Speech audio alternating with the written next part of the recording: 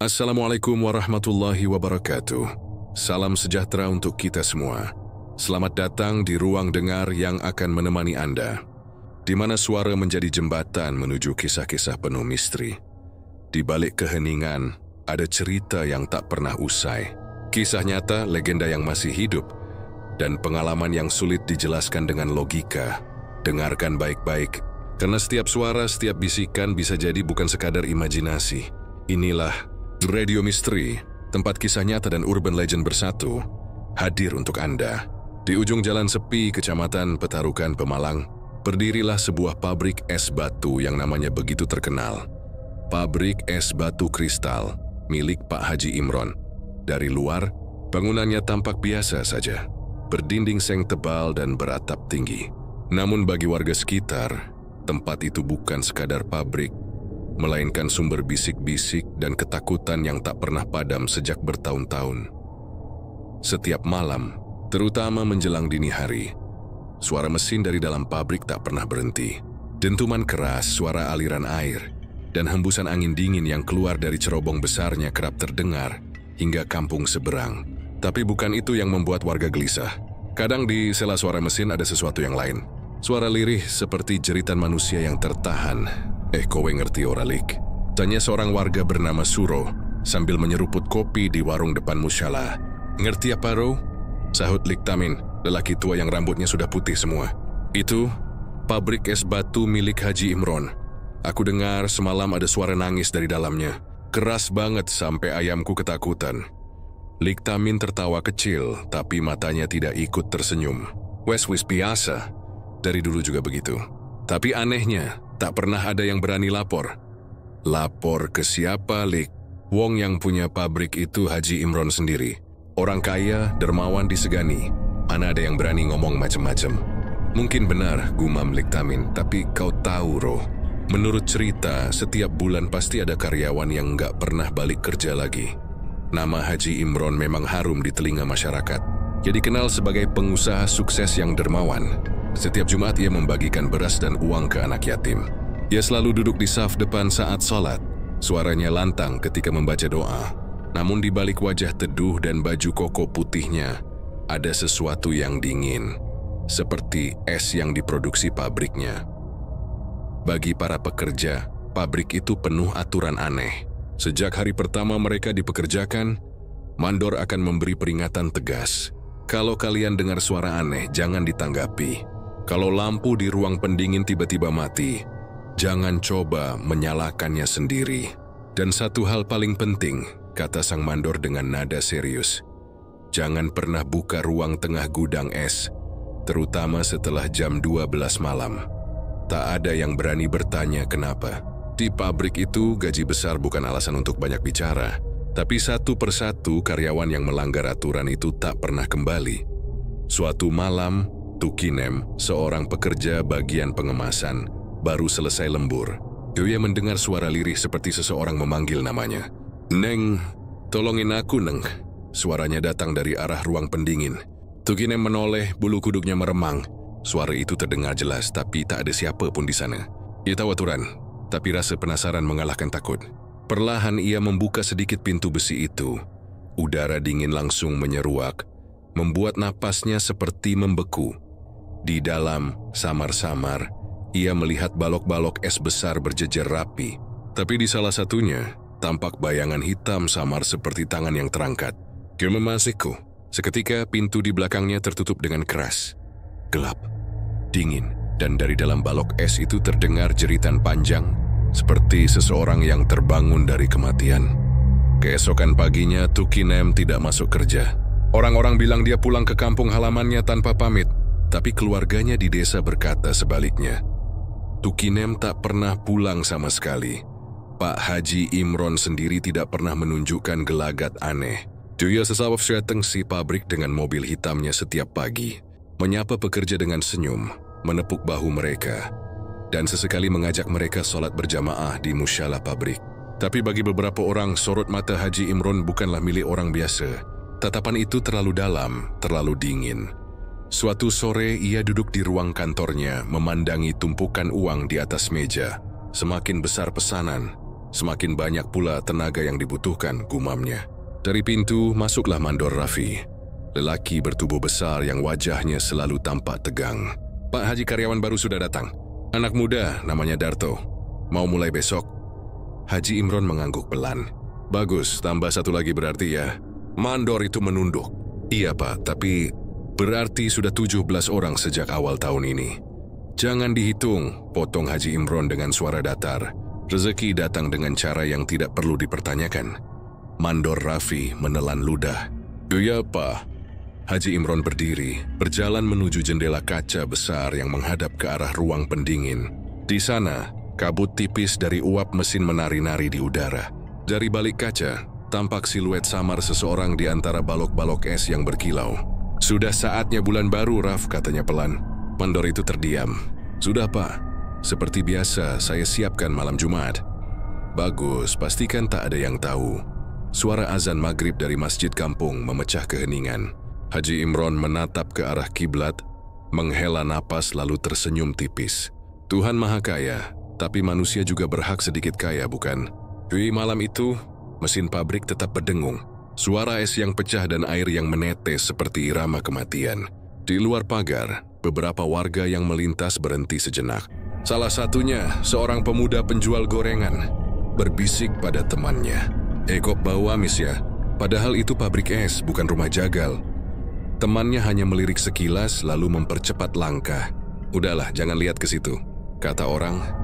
"Kalau kamu lihat pabrik itu malam-malam, wajahmu bakal muncul di dalam esnya." Di dalam ruang pendingin, suhu turun lebih dari biasanya. Asap putih menebal menutupi dinding, dan di balik salah satu balok es yang baru dicetak, samar terlihat sesuatu yang menyerupai wajah manusia. Mata terbuka, membeku seolah menatap dunia yang tak lagi bisa disentuh. Sementara itu, di rumah besar di pinggir kota, Pak Haji Imron duduk di ruang tengah. Di hadapannya segelas air putih dan tasbih. Ia menunduk berzikir pelan, tapi entah mengapa, dari jendela hembusan angin yang masuk membawa hawa yang bukan dari dunia ini. Senyumnya memudar. Di cermin di seberang meja, bayangan dirinya tampak berbeda, pucat, berembun, dan di belakang pantulan wajah itu, ada sosok lain berdiri diam, membisikkan sesuatu yang hanya bisa didengar oleh orang yang telah menukar jiwanya dengan dingin.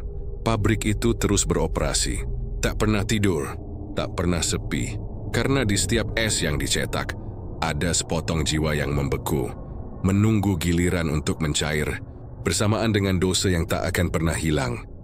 Pagi itu langit Pemalang masih berwarna kelabu, ketika Darto tiba di gerbang pabrik es batu milik Haji Imron. Udara dingin keluar dari celah-celah besi pagar, membuat napasnya terlihat seperti asap.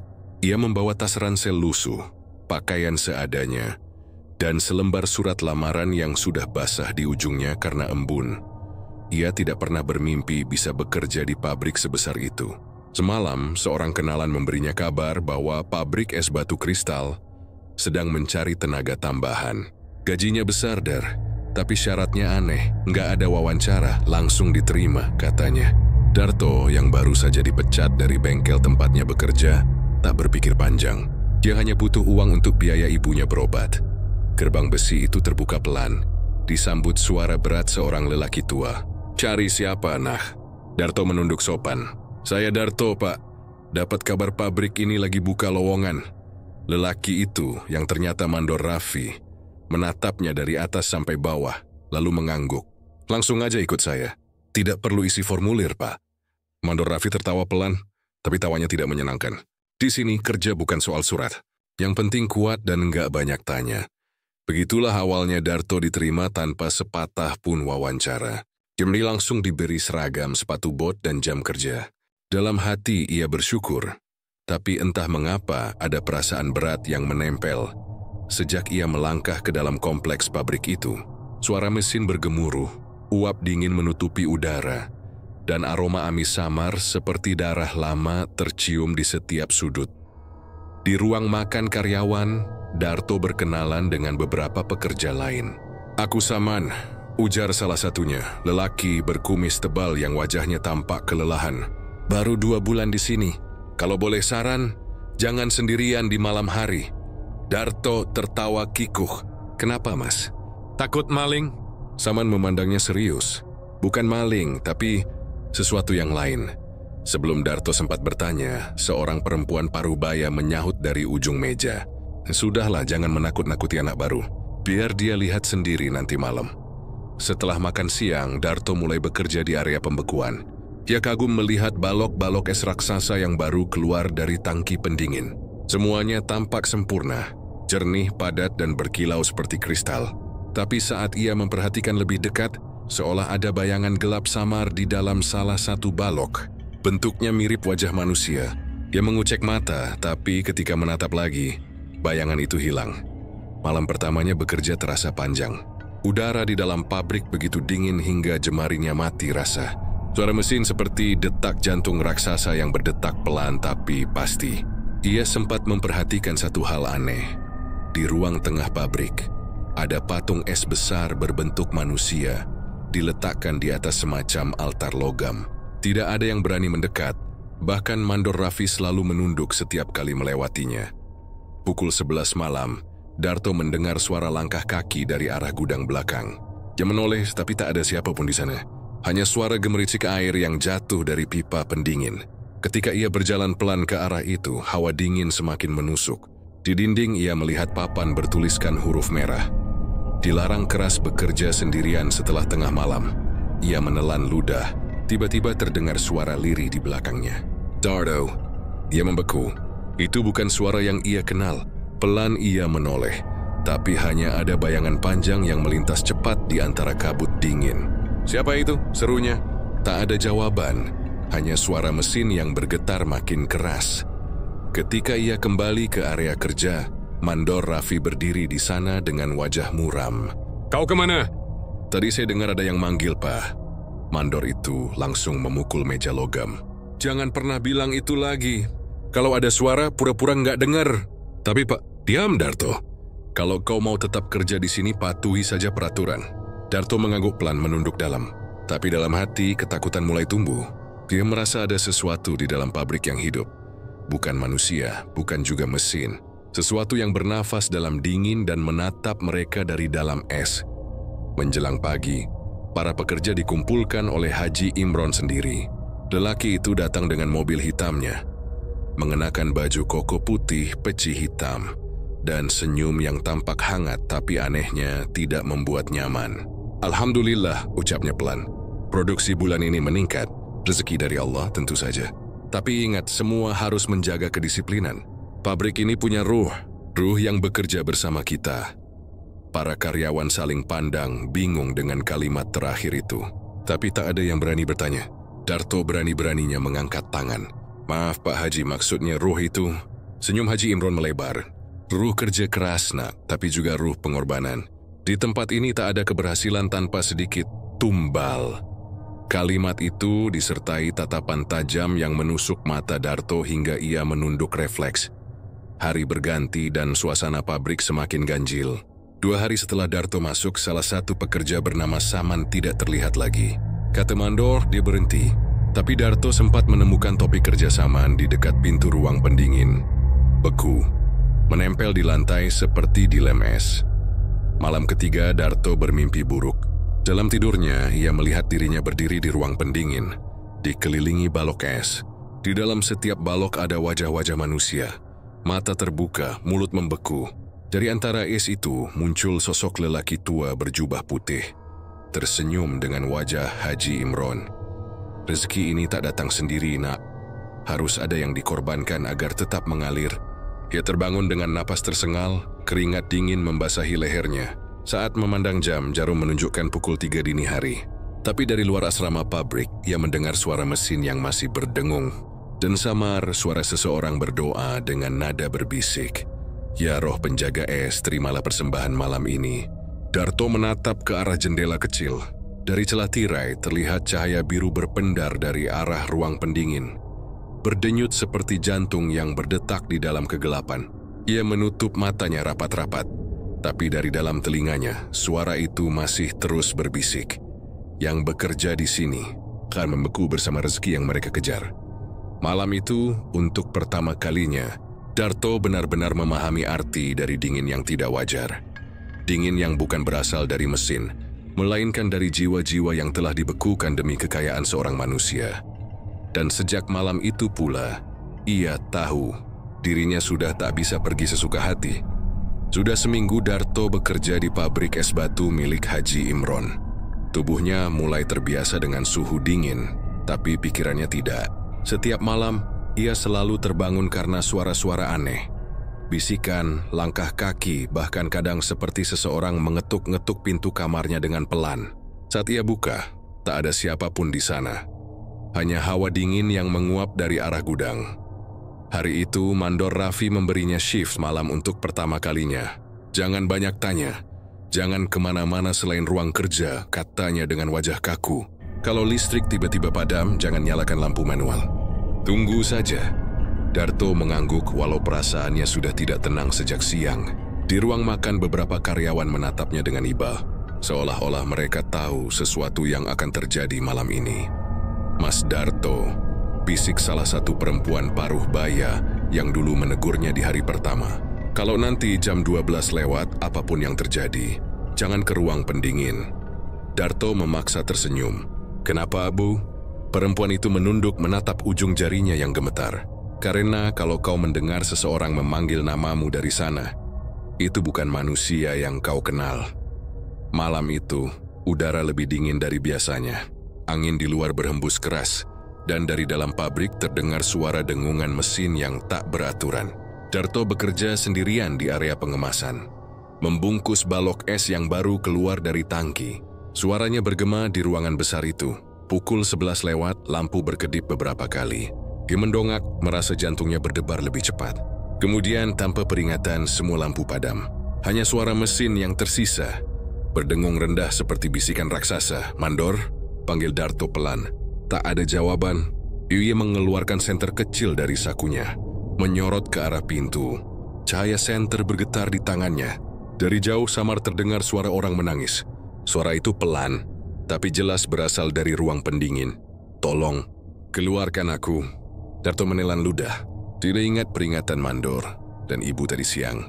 Tapi suara itu terdengar begitu nyata, seperti seseorang yang benar-benar kesakitan.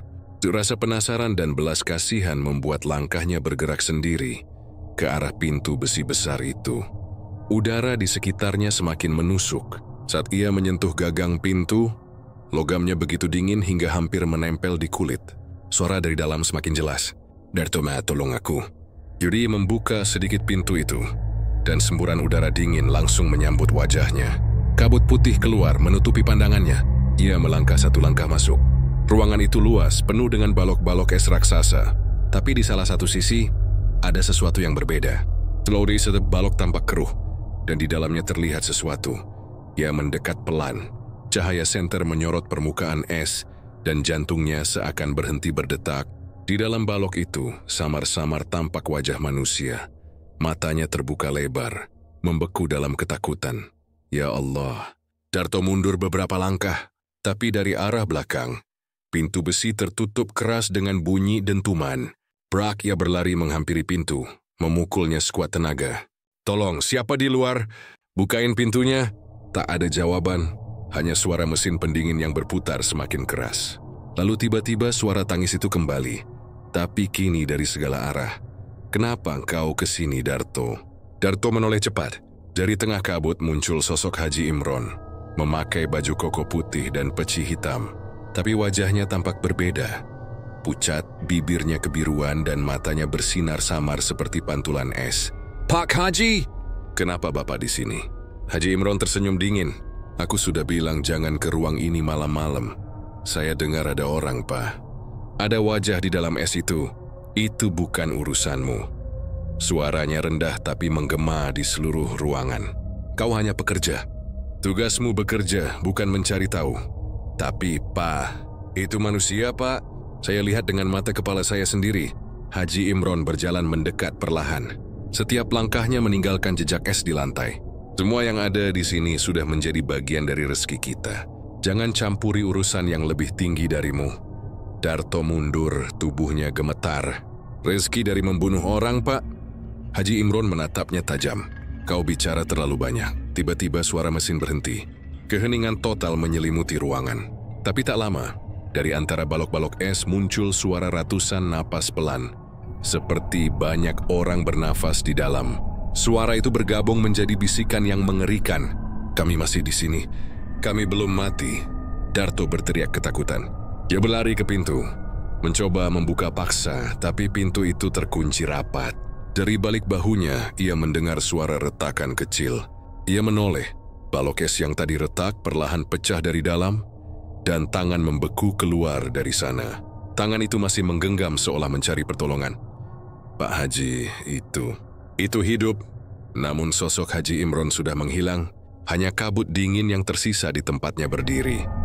Darto terus menendang pintu, hingga akhirnya terbuka sedikit. Ia keluar dengan napas tersengal, tubuhnya nyaris beku. Tapi sebelum pintu tertutup kembali, dari dalam ruangan terdengar satu jeritan panjang. Suara seperti seseorang diseret ke dalam es. Keesokan harinya, Mandor Raffi menemukan Darto pingsan di depan pintu ruang pendingin. Ia tak menjelaskan apapun, hanya menyuruh 2 pekerja lain membawanya ke asrama. Ketika Darto terbangun siangnya, ia mendapati seluruh badannya menggigil hebat.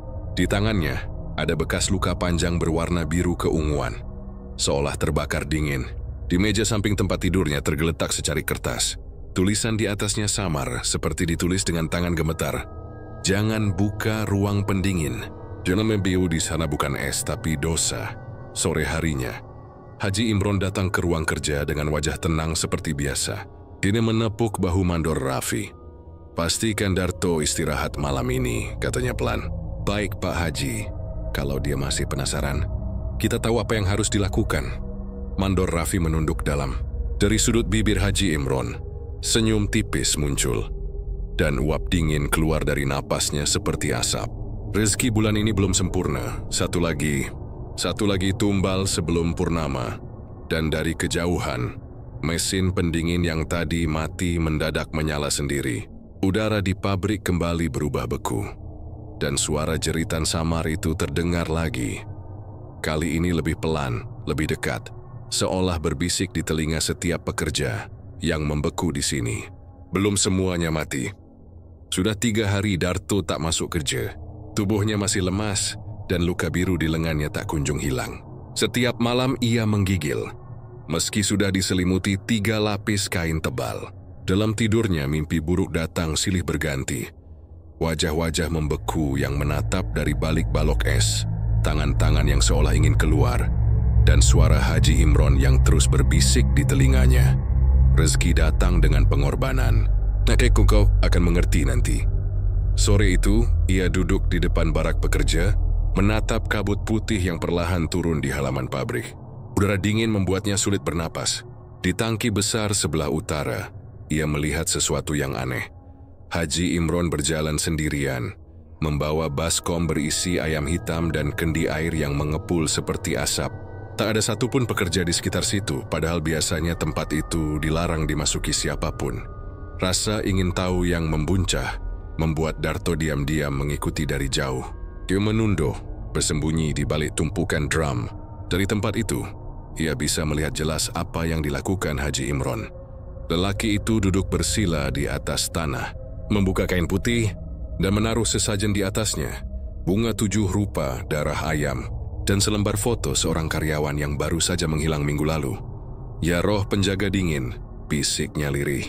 "Terimalah tumbalku malam ini. Jagalah pabrik ini agar tetap makmur. Dinginkan rezekiku, bekukan nasibku dalam kejayaan." Suara itu begitu berbeda dari suara Haji Imron yang biasanya lantang dan tenang. Sekarang nadanya parau, seperti seseorang yang berbicara pada sesuatu yang tidak kasat mata. Dari bawah tangki air besar itu, terdengar suara gemuruh pelan, disusul bisikan aneh yang tak berasal dari manusia. Udara di sekitar Darto berubah drastis. Napasnya menegang, dan seluruh tubuhnya seperti membeku.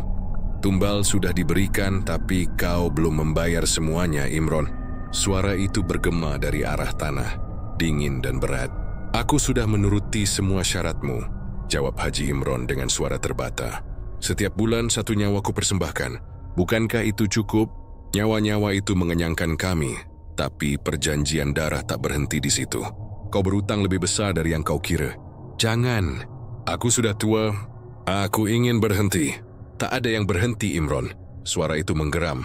Selama es masih mencair di dunia ini, namamu akan tetap menjadi bagian dari kami.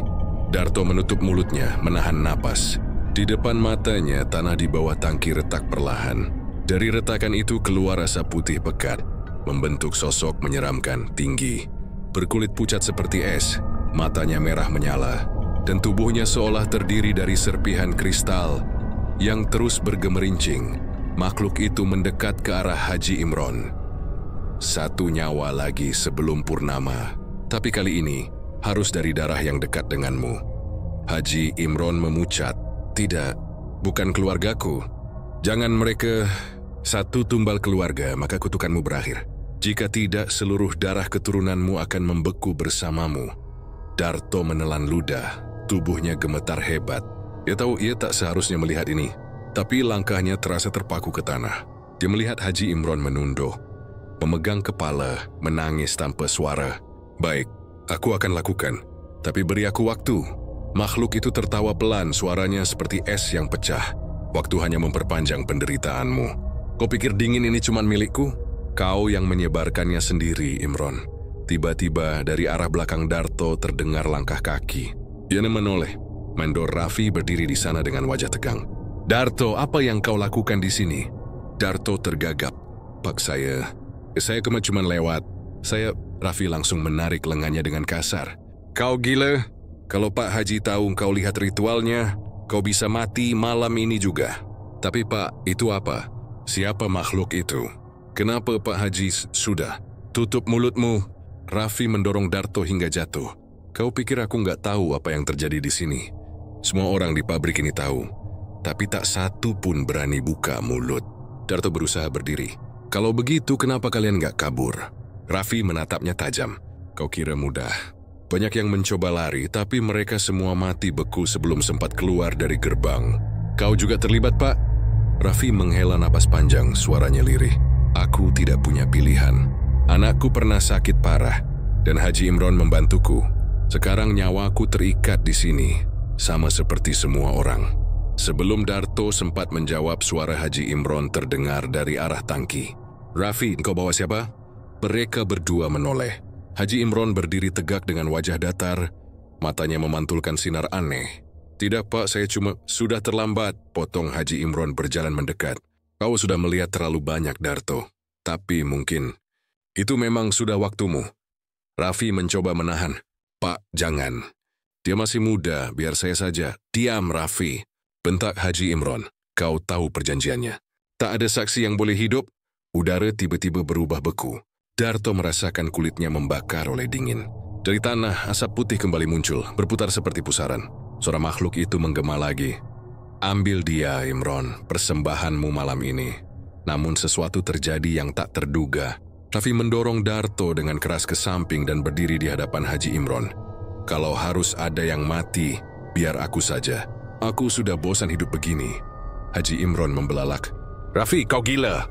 Raffi menatapnya dengan senyum getir. Kamu yang memulai semua ini, Pak. Tapi biarlah aku yang mengakhiri satu dosa hari ini. Makhluk itu mengerang marah, tapi sebelum sempat mendekat, tubuh Raffi diselimuti kabut dingin dan membeku dalam sekejap. Menjadi patung es dengan ekspresi tenang. Dari bawah kakinya, tanah bergetar, dan hawa dingin menyebar ke seluruh area pabrik. Haji Imron menunduk, tangannya bergetar hebat. Kau pikir pengorbanan ini cukup? Suara makhluk itu menggema, semakin keras. Namun Darto sudah berlari sekuat tenaga, menembus kabut putih dan keluar dari area tangki. Napasnya memburu, dada terasa sesak, tapi ia terus berlari menuju asrama tanpa menoleh ke belakang. Di belakangnya, Gege mendengar suara jeritan panjang Haji Imron, bercampur suara kaca pecah dan deru angin dingin yang melingkari seluruh pabrik. Malam itu, udara di Pemalang turun di bawah titik beku untuk pertama kalinya. Dan es batu kristal yang dihasilkan pabrik itu berubah warna menjadi merah samar, seperti menyimpan darah yang tak sempat mengering. Ketika Darto tiba di kamarnya, tubuhnya menggigil hebat. Di tangannya ada serpihan kecil dari es yang menempel. Dan di dalam serpihan itu, ia melihat wajah mandor Raffi tersenyum, seolah lega akhirnya terbebas. Dan di luar sana, Di ruang doa kecil milik Haji Imron, suara azan menggema, tapi yang menjawab bukan manusia. Hanya gema dingin yang memantul dari balik balok-balok es, mengulang kata yang sama berulang kali. Rezeki, dia harus dibayar dengan nyawa. Sejak malam itu, hidup keluarga Haji Imron berubah perlahan, tapi pasti menuju jurang kehancuran. Di rumah besarnya di pinggiran Pemalang, suasana yang dulu hangat kini diselimuti hawa dingin yang tak wajar. Dinding-dinding mulai berembun, kaca jendela mengkristal setiap malam, dan air di teko selalu membeku, meski tidak disimpan di kulkas. Haji Imron duduk di ruang tamu dengan selimut tebal, wajahnya pucat dan mata merah seperti kurang tidur. Di depannya, istrinya, Bu Halimah, sedang menyalakan dupa sambil berzikir dengan suara lirih. "Mat, kenapa rumah kita jadi begini? Dingin sekali, padahal siang bolong," bisiknya pelan. Haji Imron tidak menjawab. Ia hanya menatap kosong ke arah lantai marmer yang tampak basah, seolah baru disiram air es. "Mas, aku tanya, ini kenapa?" Ulang Halimah dengan nada gemetar. Akhirnya Imron menarik napas panjang. "Ada sesuatu yang belum selesai, Mah. Aku sudah mencoba menghentikan semuanya, tapi mereka tidak mau pergi." "Mereka siapa, Mas?" "Roh penjaga pabrik yang memberiku rezeki selama ini." Halimah mematung, wajahnya berubah pucat. "Astagfirullah. Jadi benar gosip orang-orang itu?" Imron menunduk. "Aku tidak punya pilihan. Awalnya hanya doa dan sedekah, tapi lama-lama berubah. Mereka minta nyawa." Tangis Halimah pecah. "Dan kau menurut begitu saja? Rezeki apa yang datang dari darah orang lain, Mas?" Imron berdiri mendadak, nadanya meninggi. "Aku melakukan ini demi keluarga. Demi kalian bisa hidup cukup, punya rumah, punya usaha. Semua orang memujiku, tapi tak ada yang tahu harga yang harus kubayar." Tangannya gemetar. Ia memukul meja hingga vas bunga pecah. Dari serpihan kaca itu, uap putih keluar, seperti embun beku. Halimah terlonjak. "Mas, lihat itu." "Itu apa?"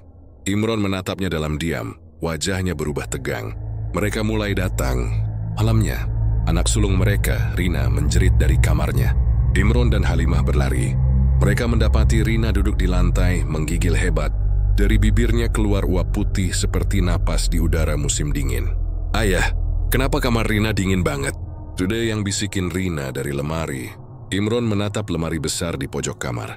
Pintu lemari itu sedikit terbuka, dan dari celahnya terlihat embun putih merembes keluar. Halimah memeluk anaknya. "Sudah, Anak, jangan lihat ke sana. Yuk keluar dulu." Tapi Rina justru memandang lurus ke lemari. Dia bilang, "Ayahmu belum menepati janji." "Siapa yang ngomong itu ya?" Imron melangkah perlahan ke arah lemari. Setiap langkah membuat udara makin menusuk tulang. Yurip membuka pintu perlahan, dan seketika wajahnya memucat. Di dalam lemari tergantung baju kerja milik Raffi, sang mandor yang sudah meninggal. Baju itu basah dan di ujung kerahnya membeku butiran es berbentuk wajah kecil yang tersenyum. "Ya Allah," Halimah menjerit histeris. "Kenapa ada bajunya Raffi di sini, Mas? Bukankah dia..." "Sudah, Mah," bentak Imron, "jangan sebut namanya." Tapi malam itu tak bisa dibungkam. Suara berbisik terus terdengar di seluruh rumah. Di dapur, kulkas terbuka sendiri dan mengeluarkan hawa dingin tajam. Di dinding muncul retakan kecil yang mengeluarkan cairan putih seperti kristal. Setiap kali Halimah membaca doa, lilin padam dengan sendirinya. Menjelang tengah malam, Rina menggigil di tempat tidur. Sementara adiknya, Bima, menatap jendela kamar. Kenapa di luar kayak ada orang berdiri di salju? Halimah menoleh, jantungnya berdebar. "Salju apa, Nah?" "Ini Pemalang, nggak ada salju. Tapi itu putih, Bu, dan dingin banget." Ia melihat keluar dan hampir pingsan. Di halaman berdiri sosok-sosok membeku seperti patung. Tubuh mereka transparan, matanya kosong dan wajah para karyawan pabrik yang sudah mati. Salah satunya menatap lurus ke arah Haji Imron yang berdiri di tangga rumah. Suara lirih terdengar seperti bergema dari bawah tanah. "Imron, waktu purnama hampir tiba. Kau belum menyerahkan tumbal keluarga." Tubuh Imron gemetar. "Gemenutodo silinga." Tapi suara itu tetap terdengar di kepalanya. "Cukup, aku tidak mau lagi. Ambil semua yang kalian mau, tapi jangan sentuh mereka." Namun suara itu menjawab pelan, dingin menusuk. "Kau yang berjanji, Imron. Kau yang menandatangani perjanjian darah dengan lidahmu sendiri." Halimah menangis, memeluk kedua anaknya erat-erat. "Mas, kita pergi sekarang juga. Aku nggak mau tinggal di rumah ini." Imron menatap istrinya dengan mata sembab. Kita tidak bisa pergi. Jalan keluar sudah ditutup. Apa maksudmu? Setiap kali aku mencoba keluar, kabut menutup gerbang, dan tubuhku nyaris membeku. Mereka mengurung kita, Mah. Mereka ingin aku menepati janji itu di sini. Rina berteriak kecil. Ayah, dinding kamarku bergerak. Semua menoleh. Dinding kamar itu kini mengeluarkan bunyi retak-retak, lalu membentuk pola seperti tangan yang menekan dari dalam. Dari sela retakan keluar darah beku, perlahan menetes ke lantai. Bima mulai menangis. Bu, aku takut. Halimah mengguncang tubuh suaminya. Lakukan sesuatu, Mas. Kalau memang kau yang memulai semua ini, kau yang harus menghentikannya. Dengan langkah goyah, Haji Imron mengambil sajadah dan Al-Quran dari rak. Ia menunduk, lalu mulai melantunkan ayat kursi dengan suara bergetar. Tapi setiap kali ia membaca, hawa di ruangan makin dingin, hingga embun menutupi seluruh permukaan kaca. Suaranya parau ketika berhenti. Doa ini tak bisa menembus mereka lagi, Mah. Mereka bukan jin biasa. Mereka roh orang-orang yang mati di bawah perjanjianku. Suara lain menyusul dari arah dapur. Suara kaca pecah, lalu derap langkah berat yang lambat, tapi pasti menuju ruang keluarga. Semua menatap ke arah suara itu, dan sosok tinggi muncul di ambang pintu. Makhluk dari es dengan mata merah. Cinta masih istri yang dulu dilihat Darto. Makhluk itu menunduk, menatap keluarga yang menggigil ketakutan. Imron. Sudah saatnya. Haji Imron mundur, menahan napas. Tidak, aku tak akan menyerahkan mereka. Kalau begitu, kalian semua akan membeku bersamamu. Dingin itu menyapu ruangan seketika. Lampu mati. Hanya terdengar suara isak Halimah dan Rina yang menggigil. Dinding lantai, hingga udara dipenuhi kristal halus yang menari seperti salju. Dalam kegelapan, Haji Imron menatap wajah anak-anaknya untuk terakhir kali. Dia memejamkan mata dan berteriak, "Ambil aku saja. Biarkan mereka hidup." Makhluk itu diam sejenak lalu berkata lirih, "Pengorbananmu datang terlambat." Suara kaca pecah terdengar serentak. Rumah itu diselimuti kabut putih tebal. Ketika pagi tiba, warga mendapati rumah Haji Imron tertutup lapisan es setebal 2 jari. Dan semua penghuninya hilang tanpa jejak. Hanya ada sajadah yang membeku di ruang tamu, serta tulisan di kaca jendela terbentuk dari embun. Dinginnya rezeki, hanguskan keimanan. Dan sejak hari itu, pabrik es batu kristal milik Haji Imron berhenti beroperasi. Tapi setiap malam Jumat, dari arah pabrik itu masih terdengar suara mesin menyala, dan bisikan yang memanggil nama satu persatu pekerja yang dulu pernah bekerja di sana. 3 minggu setelah peristiwa aneh yang melanda keluarga Haji Imron, kabar tentang rumah besar yang membeku di pinggiran Pemalang menjadi pembicaraan seluruh desa. Tak ada yang berani mendekat. Polisi sempat datang, tapi mesin mobil mereka membeku begitu melewati pagar depan. Kasus itu ditutup sebagai fenomena alam misterius. Namun bagi Darto, tak ada yang alami dari semua itu. Ia telah bersembunyi di rumah saudaranya di desa tetangga dan mencoba melupakan apa yang dilihatnya malam itu. Tubuh Raffi yang membeku, makhluk kristal yang muncul dari tanah, dan suara jeritan Pak Haji yang terakhir kali ia dengar. Tapi setiap malam Darto bermimpi sama. Berjalan di lorong es, mendengar bisikan memanggil namanya, dan melihat wajah-wajah karyawan pabrik yang menatap dari balik balok es dengan mata kosong. Sampai akhirnya, suatu malam ia terbangun dengan tubuh menggigil hebat. Di telapak tangannya ada bekas bekuan es yang membentuk tulisan kecil. Kembali, sebelum semuanya membeku selamanya. Ia menatap tulisan itu dengan ngeri, tapi juga penasaran. Siapa yang menulisnya? Pengatas roh Raffi, atau arwah para korban? Rasa takut bercampur rasa bersalah menelannya bulat-bulat. Ia tahu satu-satunya cara mengakhiri semua ini adalah kembali ke tempat terkutuk itu. Sore harinya, Darto mengayuh sepeda tuanya menuju arah pabrik es batu kristal. Jalanan sunyi. Angin sore membawa hawa dingin tak biasa. Padahal matahari masih bersinar terik. Ia melintasi jalanan berbatu di antara sawah kering.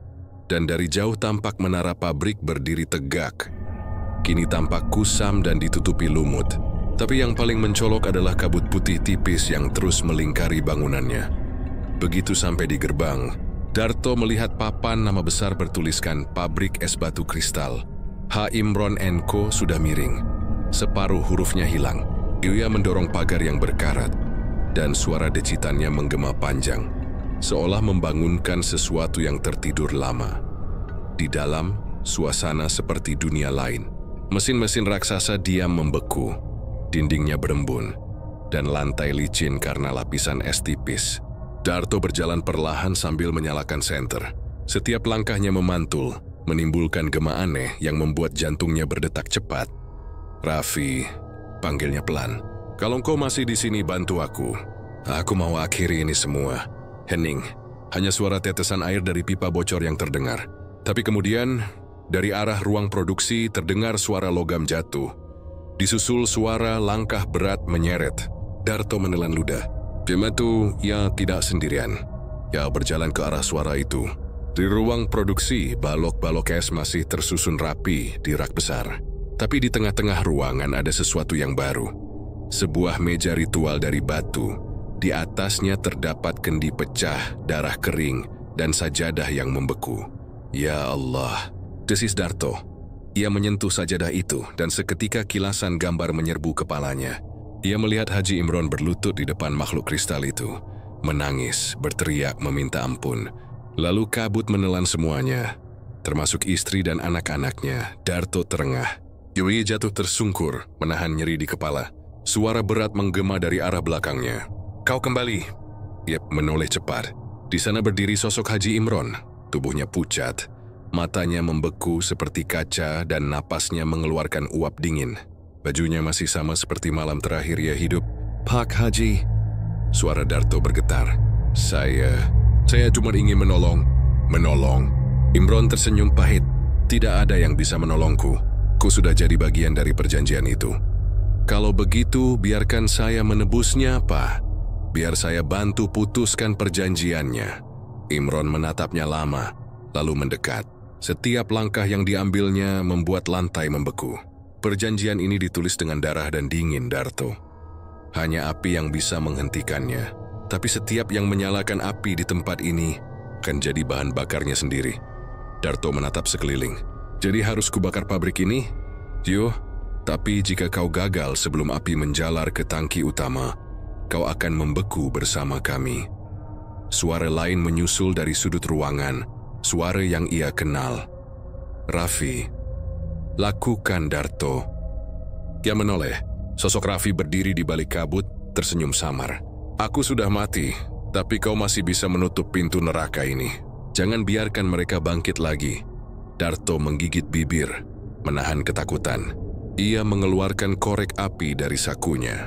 Satu-satunya benda yang masih ia bawa sejak dulu. Tangannya gemetar hebat saat menyalakan nyala kecil itu. "Bismillah." Bisiknya lirih, ia menyalakan kain di meja ritual. Api kecil mulai menjilat permukaan batu. Tapi tiba-tiba seluruh ruangan bergetar. Dari dalam dinding, tangan-tangan es muncul, mencoba memadamkan api. Suara jeritan bergema seperti ratusan orang berteriak bersamaan. "Tidak, kau tak boleh menghancurkan kami," teriak suara itu. Darto mundur beberapa langkah, tapi api mulai menyala lebih besar. Bau darah terbakar memenuhi udara. Lantai retak dan hawa dingin semakin kuat. Dari tengah ruangan muncul makhluk kristal itu. Kini lebih besar, tubuhnya bersinar biru. Matanya menyala seperti bara di dalam es. "Kau pikir api kecil bisa menghancurkan kami manusia?" Darto menggertakkan gigi. "Kalau api tak cukup, maka doa akan melengkapinya." Yui berteriak keras membaca ayat kursi sekuat tenaga. Suaranya bergetar, tapi semakin lama semakin tegas. Api yang kecil tadi tiba-tiba membesar, menjalar ke seluruh pabrik. Suara gemuruh terdengar, mesin-mesin meledak satu persatu. Makhluk itu menjerit, tubuhnya retak, dan dari dalamnya keluar wajah-wajah para korban yang seolah akhirnya bebas. Raffi muncul lagi, menatap Darto dengan senyum tenang. "Terima kasih, kau berhasil." Cahaya terang menyilaukan mata. Darto merasa tubuhnya terangkat oleh panas dan dingin yang bertabrakan. Lalu semuanya gelap. Pagi berikutnya, warga melihat kobaran api besar dari arah pabrik es batu kristal. Petugas datang, tapi yang mereka temukan hanya puing-puing hangus dan tumpukan es yang belum mencair, meski api sudah padam. Di tengah reruntuhan, mereka menemukan sebuah tas kecil berisi rosario, korek api, dan secarik kertas gosong bertuliskan, "Dingin berakhir saat api dan doa bersatu." Nama Darto tak pernah disebut lagi. Tapi setiap kali ada orang melewati bekas pabrik itu pada malam hari, mereka mendengar suara samar seperti doa yang terus diulang dari dalam kabut. Bismillah, aku tak takut, asal yang mati tak sia-sia. Dan kadang di atas abu hitam yang tertiup angin, tampak jejak kaki manusia setengah membeku, seolah masih berjalan di antara dunia hidup dan yang sudah membeku untuk selamanya. 3 bulan berlalu sejak kebakaran besar melahap pabrik es batu kristal di Pemalang. Warga mengira semuanya sudah berakhir, bahwa api telah menutup bab kelam dari kutukan pesugihan Haji Imron. Tapi kenyataannya, api itu tak pernah benar-benar padam. Di tengah reruntuhan yang hangus masih ada bara merah yang terus menyala, kecil tapi abadi. Dan di malam-malam tertentu, dari arah reruntuhan itu keluar kabut tipis bercampur hawa panas yang aneh, seolah es dan api masih berperang di tempat itu. Desa sekitar mulai diganggu oleh kejadian janggal. Sumur-sumur mengeluarkan uap panas meski airnya dingin. Beberapa warga mengaku mendengar suara ketukan logam dari arah tanah pada tengah malam, dan bau darah segar kerap muncul entah dari mana. Semua menuding bahwa arwah para pekerja yang dulu ditumbalkan belum benar-benar pergi. Di antara warga, ada satu orang yang tak percaya begitu saja. Kiai Fadlan, seorang ulama tua yang tinggal tak jauh dari lokasi pabrik. Ia sudah lama mendengar desas-desus pesugihan itu, tapi baru kali ini ia turun tangan. Mereka membuka pintu alam yang seharusnya tak dibuka, katanya suatu malam di surau. Dan sekarang pintu itu belum tertutup. Bersama 2 muridnya, Rohmat dan Surya, Kiai Fadlan memutuskan melakukan ruqyah besar di lokasi bekas pabrik. Malam itu, langit mendung tebal. Angin membawa bau logam dan belerang. Mereka membawa obor dan peralatan doa, air zam-zam, garam, dan kitab suci yang sudah lusuh di tepiannya. Saat mereka sampai di depan gerbang pabrik yang hangus, hawa dingin langsung menusuk. Kontras dengan udara malam yang lembab. Rohmat bergidik, "Kiai, ini aneh. Kenapa udara di sini dingin sekali padahal tempatnya bekas terbakar?" Kiai Fadlan menatap jauh ke dalam. Karena api yang di sini bukan dari dunia kita. Api ini datang dari pertarungan 2 alam. Panas dari bumi, dingin dari makhluk yang dulu mengikat perjanjian. Mereka melangkah masuk. Lantai bekas pabrik sudah dipenuhi abu. Tapi dari celah-celah tanah masih muncul uap putih seperti nafas es. Suara gemuruh halus terdengar dari bawah tanah. Surya berbisik, "Kiai, seolah-olah ada sesuatu yang hidup di bawah sini." "Bukan seolah-olah," jawab Fadlan tenang. "Memang ada. Roh yang tak diterima bumi dan langit masih terikat di bawah tanah pabrik ini." Mereka berhenti di tengah ruangan utama. Di sana, tempat yang dulu menjadi altar Haji Imron kini tinggal batu retah dan lingkaran hitam terbakar. Tapi anehnya, di tengah lingkaran itu masih menyala bara merah kecil. Tidak padam meski tertiup angin. Kiai Fadlan mendekat perlahan. Ini sisa perjanjian. Ia menaburkan garam di sekeliling bara dan mulai membaca doa pelindung. Tapi baru separuh ayat terucap, bara itu meledak kecil. Dan dari dalamnya keluar percikan es yang menyebar seperti debu kaca. Rohmat terpekik. "Kiai, itu api atau es?" Kiai Fadlan menatap dengan wajah serius. "Keduanya. Ini perpaduan neraka dan kutukan. Api Darto memerangkap dingin makhluk itu di sini. Tapi keduanya kini jadi satu. Dan tak bisa padam." Suara berbisik terdengar di sekeliling mereka. Suara yang seperti berasal dari puluhan orang sekaligus. Panas, dingin, darah. "Janjikan," si Surya menoleh ke arah suara. Dan seketika wajahnya memucat. Dari balik reruntuhan muncul sosok-sosok membeku. Tubuh transparan, mata merah, dan wajah mengenaskan. Mereka adalah karyawan pabrik yang dulu menghilang. Tapi kini tubuh mereka terbakar sebagian seperti campuran es dan bara hidup. "Kiai, mereka datang." Fadlan memegang tasbih erat-erat, suaranya lantang. "Kalian terikat pada dosa seorang manusia. Kembalilah ke tempat asal kalian." Tapi salah satu arwah, yang wajahnya mirip Raffi, melangkah maju. Suaranya serak namun masih bisa dikenali. "Kami ingin bebas, Kiai." Tapi pintu tak terbuka. Darto menutupnya dengan nyawanya, tapi tak sepenuhnya berhasil. "Api itu menjebak kami di antara 2 dunia." Fadlan menatap mereka penuh iba. "Kalau begitu biarkan aku bantu." Raffi menunduk. Hati-hati, Kiai. Di bawah bara itu masih ada yang terikat, penguasa yang dulu memberi kekuatan pada Imron. Kiai Fadlan menatap lingkaran hitam itu lagi. Bara merah di tengahnya tiba-tiba berdenyut seperti jantung. Suara berat menggema dari bawah tanah. Manusia, berani sekali kau datang ke kuburanku. Tanah bergetar. Dari bawah lingkaran muncul sosok besar. Terbuat dari bongkahan es bercahaya merah. Matanya 2 lubang api, mulutnya seperti kawah. Aku penjaga dingin, penguasa yang diberi darah Imron. Kalian tak akan padamkan aku. Kiai Fadlan segera memercikkan air doa ke arah makhluk itu. Uap tebal mengful dan suara kejeritan menggetarkan udara. Zuria dan Rohmat terlempar beberapa meter. Namun Kiai Fadlan tetap berdiri tegak, membaca ayat-ayat suci dengan suara bergetar namun tegas. Makhluk itu mengaum. Kau pikir doa bisa menahan panas dan dingin yang bersatu? Fadlan menatapnya tajam. Doa bukan menahan, tapi memisahkan. Genio menancapkan tongkat kayunya ke tanah. Api merah menyala, dan dari atas langit turun cahaya putih berputar, seperti pusaran salju dan bara yang beradu. Arwah-arwah di sekeliling mulai berteriak. Raffi menatap Fadlan dengan air mata beku di matanya. Teruskan, Kiai. Kami sudah menunggu ini lama sekali. Getaran makin kuat. Dinding-dinding yang tersisa mulai runtuh. Makhluk itu meraung, tubuhnya retak. Dari celahnya keluar darah hitam yang menguap jadi kabut. Tidak, aku masih punya perjanjian dengan darah keturunannya. Kiai Fadlan berhenti sejenak. Keturunannya? Maksudmu anak-anak Imron? Makhluk itu tertawa nyaring. Mereka tak mati. Mereka hanya tertidur dalam es. Ketika api ini padam, mereka akan bangkit untuk meneruskan perjanjian. Sebelum Kiai sempat menjawab, makhluk itu meledak menjadi ribuan pecahan kristal bercahaya merah. Semua berhamburan ke langit, lalu lenyap dalam hujan bara dingin. Suara jeritan terakhirnya menggema panjang. Api ini tak akan padam sampai darah Imron terakhir ikut terbakar. Ketika semuanya tenang, hanya tersisa abu dan bara kecil yang berdenyut di tanah. Raffi dan para arwah perlahan memudar, wajah mereka kini tenang. Terima kasih, Kiai. Kami bebas, kata Raffi sebelum hilang di telan cahaya.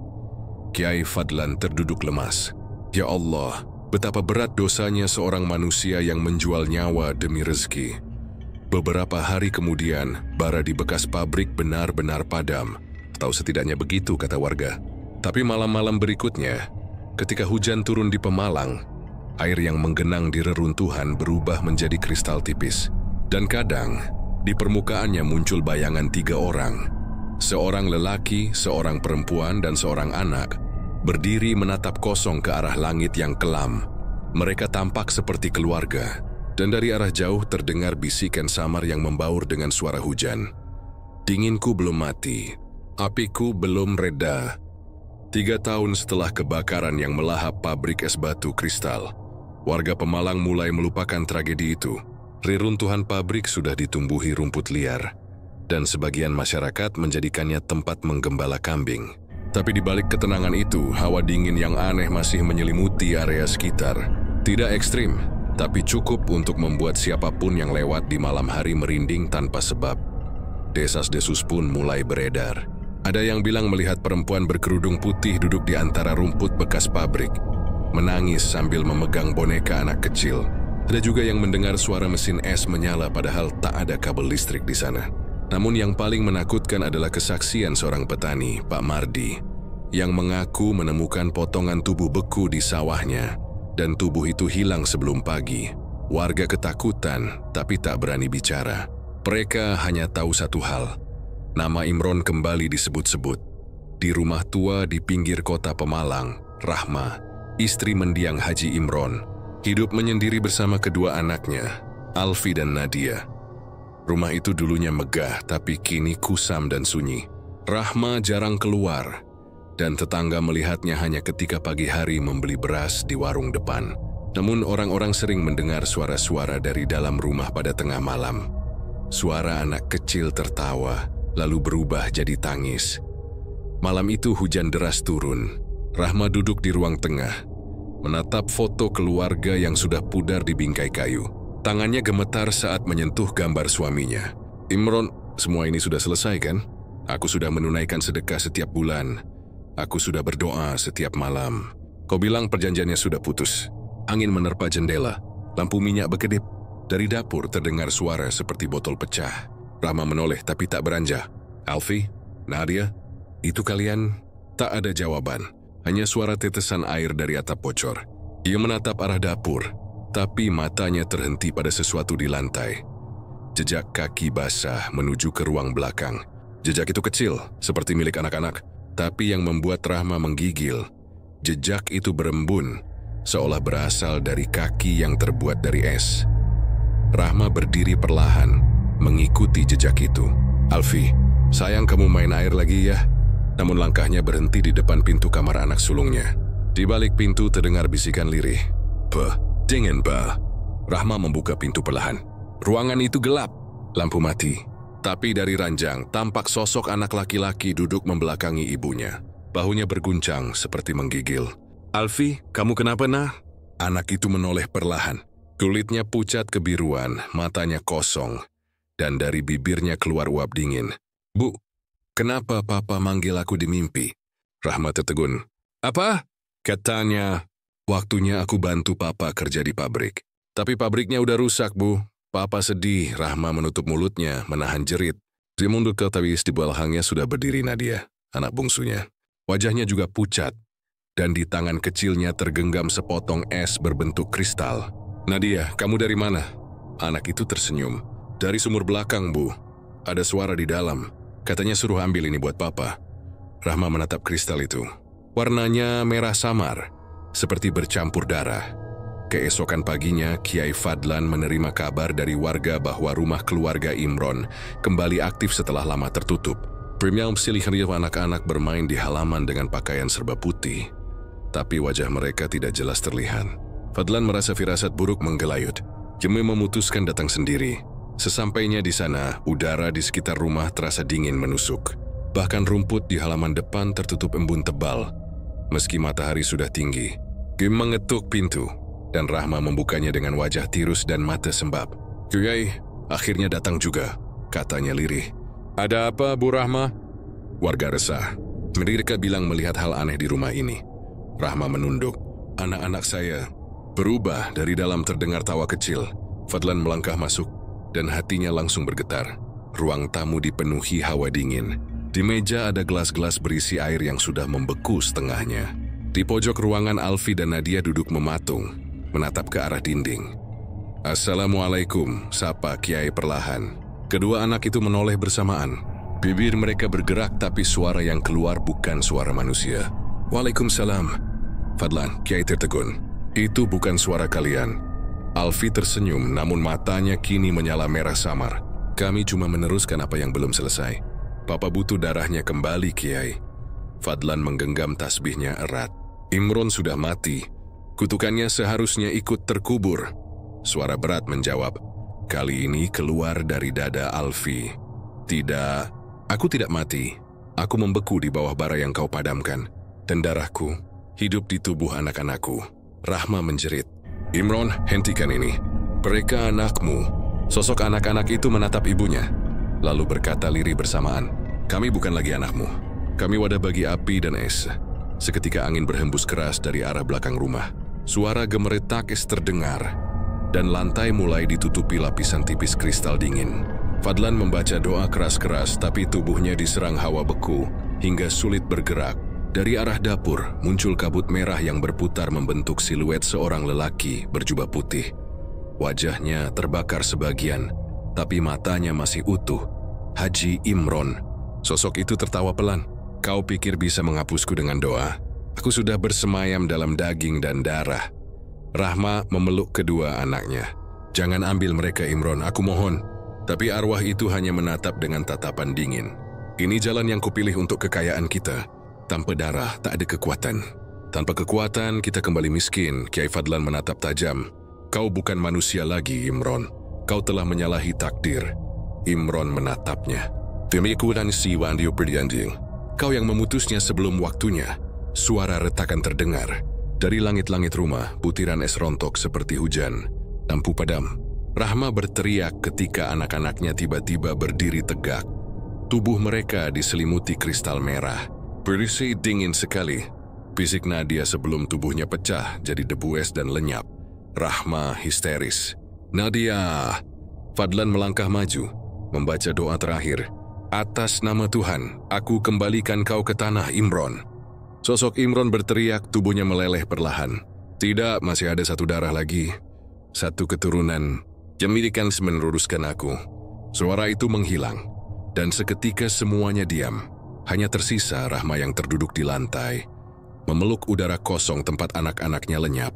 Seminggu kemudian, rumah keluarga Imron digeledah warga dan aparat. Mereka hanya menemukan tubuh Rahma yang membeku di kursi, dengan tangan menggenggam bingkai foto keluarga. Di kaca foto itu ada embun berbentuk tulisan samar.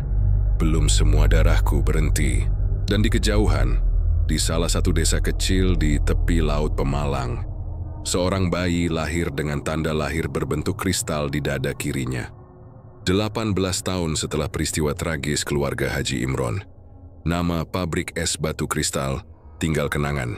Reruntuhannya sudah tertimbun tanah dan dijadikan lapangan warga. Tak ada yang tahu bahwa di bawah tanah itu masih tersimpan sesuatu yang belum mati. Bara dingin yang menunggu darah terakhir keluarga Imron. Di tepi Laut Pemalang, di sebuah desa nelayan bernama Karanganyar, hidup seorang pemuda bernama Ardan.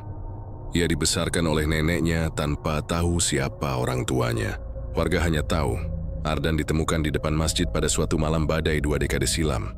Tubuhnya terbungkus kain putih, dan di dadanya terdapat tanda berbentuk kristal merah yang berkilau samar ketika tersorot cahaya.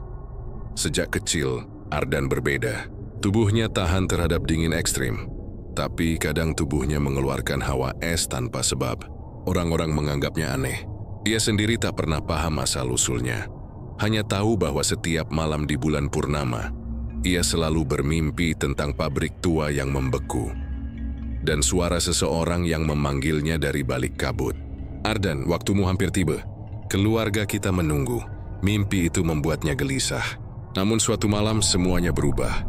Malam itu angin laut berembus kencang. Ardan baru pulang dari melaut bersama teman-temannya. Saat hendak menurunkan jaring di gudang, ia menemukan benda aneh di dasar perahu. Sebongkah kecil es berwarna merah. Padahal ia melaut di laut tropis, tak mungkin ada es di sana. Saat ia menyentuhnya, hawa dingin menyusup ke seluruh tubuh, dan sekelebat wajah muncul di pikirannya. Wajah seorang pria tua berjanggut putih dengan mata menyala merah. Suara itu menggema di kepalanya. Darahku. Akhirnya kembali, Ardan terjatuh. Tubuhnya menggigil hebat, tapi bukannya dingin yang ia rasakan, melainkan panas yang membakar dari dalam. Dia melihat kilasan gambar. Pabrik darah dan api menyala di tengah lingkaran hitam. Di sana berdiri sosok lelaki berpakaian koko putih. Haji Imron, siapa engkau? Teriak Ardan dalam pikirannya. Suara itu menjawab tenang, aku leluhurmu, kau darah terakhirku. Dan kini waktunya kau meneruskan perjanjian yang belum selesai. Ardan mencoba menolak, tapi tubuhnya tak bisa bergerak. Ketika ia sadar malam sudah berganti fajar, di tangannya tergenggam bongkahan es merah yang kini membeku keras. Ia merasa aneh tapi menyimpannya, tanpa tahu benda itu akan menjadi kunci kebangkitannya. Hari-hari berikutnya, Ardan berubah. Kini sering melamun, tubuhnya makin dingin, dan matanya kadang berkilat merah ketika marah. Neneknya Bu Sumarni mulai curiga. Suatu malam ia mendapati Ardan berdiri di halaman, menatap laut dengan wajah kosong. Dan, kamu ngapain di situ tengah malam? Ardan tak menjawab. Dan, suara neneknya gemetar. Pemuda itu menoleh perlahan. Matanya kini merah membara. Nek, pabriknya memanggilku. Sumarni memegang dada. Pabrik apa nak? Pabrik es batu di utara. Aku harus ke sana. Papa menunggu. Neneknya tersentak. Papa? Nak, kamu tak punya ayah. Ardan berteriak, suaranya bergema keras hingga lampu rumah padam. Jangan bilang aku tak punya ayah. Udara di sekeliling membeku. Embun berubah jadi serpihan es yang berputar. Sumarni berusaha meraih cucunya, tapi hawa dingin begitu kuat. Ia hanya sempat berbisik lirih sebelum jatuh pingsan. Ya Allah, darah itu belum berhenti. Keesokan harinya, warga desa menemukan rumah Sumarni tertutup lapisan es tipis. Ardan menghilang tanpa jejak, namun arah jejak kakinya mengarah ke utara, ke bekas lokasi pabrik. Kabar itu sampai ke telinga Kiai Fadlan. Kini sudah tua renta dan berjalan dengan tongkat. Kami tahu sewaktunya datang lagi. Kutukan itu belum berakhir, katanya kepada muridnya, Surya, yang kini menjadi ustaz muda. Jika benar dia keturunan Imron, maka dia tumbal terakhir, kata Surya. Kiai Fadlan mengangguk. Ya, tapi kali ini kita tak bisa hanya menghapusnya. Kita harus menutup pintunya selamanya. Malam itu mereka tiba di lokasi bekas pabrik. Aneh, meski sudah jadi lapangan, udara di sana sangat dingin. Tanah berembun, dan di tengah lapangan terlihat kilauan merah samar. Saat mereka mendekat, terlihat Ardan berdiri di sana. Tubuhnya membeku setengah. Matanya menyala merah darah. Kiai Fadlan memanggil pelan. Ardan, nak, dengarkan aku. Kau bukan milik dia. Kau bukan lanjutan dosa leluhurmu. Ardan menatap kosong. Tapi aku merasakannya, Kiai. Darah di tubuhku bergetar setiap kali aku menolak. Dia di dalam sini. Dia bicara padaku. Suara berat keluar dari tubuh Ardan. Kau tak bisa melawan Fadlan. Sudah terlambat. Aku akan hidup kembali lewat darahnya. Tubuh Ardan tiba-tiba terangkat. Dan dari tanah keluar bongkahan es raksasa, membentuk pilar-pilar. Angin berputar dan di tengahnya muncul sosok Haji Imron. Separuh tubuhnya dari es, separuh dari bara. Kita mensetap Kiai Fadlan dengan senyum menyeramkan. Dunia ini berutang padaku. Aku hanya menagih balasannya. Fadlan menatap tanpa gentar. Kau menukar rahmat dengan kutukan. Kau menukar rezeki dengan darah. Sekarang waktumu sudah habis. Ia mulai membaca doa penutup alam. Doa yang hanya diucapkan ketika seseorang hendak menutup pintu dunia jin dan manusia. Tapi Imron melawan. Dari tubuh Ardan memancar cahaya merah. Membuat langit bergetar, Surya jatuh tersungkur. Kiai, kita tak kuat. Teruskan Surya. Teriak Fadlan, suaranya serak. Dia tak bisa selamanya memegang darah anaknya. Ardan menjerit. Tolong aku, Kiai. Aku tak mau jadi dia. Fadlan berteriak lantang. Kalau begitu lawan dia, Ardan. Gunakan jiwamu sendiri. Tubuh Ardan bergetar keras. Suara dua jiwa saling bertabrakan dalam dirinya. Satu memohon, satu tertawa. Kau tak bisa lepas, Ardan. Aku ayahmu. Ardan menggetakkan gigi. Kau bukan ayahku. Kau hanya dosa yang membeku dalam darahku. Ia mengangkat tangannya, memecahkan kristal merah di dadanya sendiri. Darah mengalir, tapi dari darah itu keluar cahaya putih terang. Sosok Imron menjerit kesakitan, tubuhnya mulai retak. Tidak. Jika aku hilang, maka semua kekayaanku. Biarkan hilang. Teriak Ardan. Aku ingin jadi manusia, bukan warisan dosa. Ledikan cahaya mengguncang tanah. Es meleleh, bara padam, dan suara seperti ribuan roh menjerit bersamaan sebelum lenyap ke udara. Ketika semuanya tenang, Ardan terbaring di tanah. Kiai Fadlan mendekat dengan langkah gontai, menatap pemuda itu yang kini tersenyum lemah. Sudah selesai, nak? Ardan menatap langit.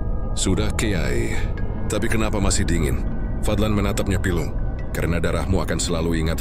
Tapi kini, ia tak lagi menuntut. Ardan menutup mata. Nafas terakhirnya keluar dalam uap putih yang membentuk tulisan samar di udara. Kutukan berhenti di sini. Pagi menjelang.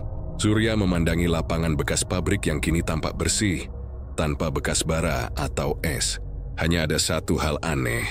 Di tengah tanah tumbuh sebatang kecil pohon kristal bening yang berkilau lembut. Kiai Fadlan tersenyum lemah. Dari dosa tumbuh penebusan. Mungkin Tuhan masih memberi pemalang kesempatan kedua.